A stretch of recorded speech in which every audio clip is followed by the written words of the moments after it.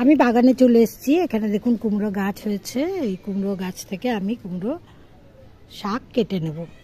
কেটে নিয়ে আজকে কুমড়ো শাক ডাঁটার পাঁচমিশালি সবজি দিয়ে রান্না করব। নমস্কার বন্ধুরা, আজকে রান্না করছি পাঁচমিশালি সবজি দিয়ে কুমড়ো শাকের তরকারি।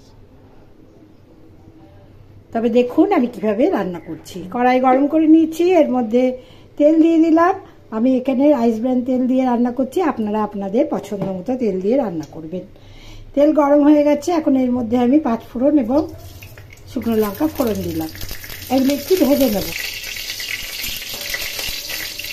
মশলা ভাজা হয়ে গেছে, এর মধ্যে কেটে রাখা সবজিগুলো দিয়ে দেবো।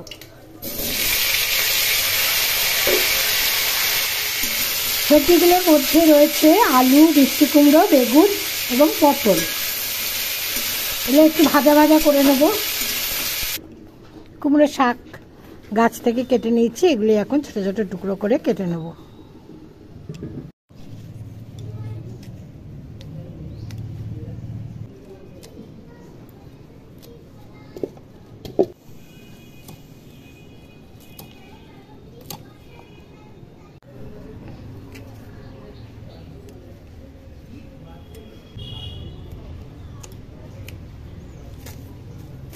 কুমড়োর শাক কেটে দিয়েছি, এগুলো এখন দিয়ে দেবো। এখানে আমি গ্রেটেড আদা নিয়েছি এবং লঙ্কা, কাঁচা লঙ্কা নিয়েছি।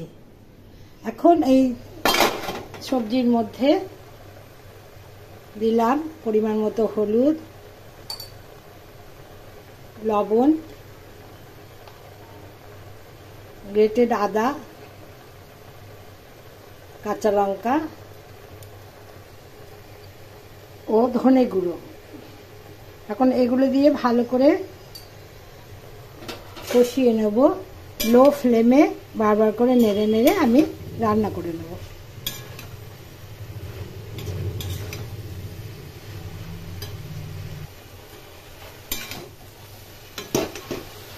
কুমড়োর তরকারি পোস্ত বাটা দিয়ে রান্না করলেও খেতে বেশ ভালো হয়, তবে আজকে আমি এইভাবে সাধারণভাবেই রান্না করছি। এটিও গরম ভাতের সাথে খেতে বেশ ভালো লাগবে। পাঁচমিশালি সবজি দিয়ে কুমড়োর ডাঁটার তরকারি আমার প্রায় হয়ে এলো। একটু বারবার করে নেড়ে আমি এটি নামিয়ে নেব।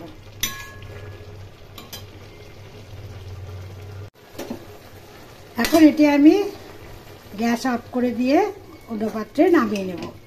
আজকে কুমড়ো ডাঁটার তরকারি রেসিপি এই পর্যন্তই। ভালো লাগলে একটি লাইক দিয়ে দেবেন।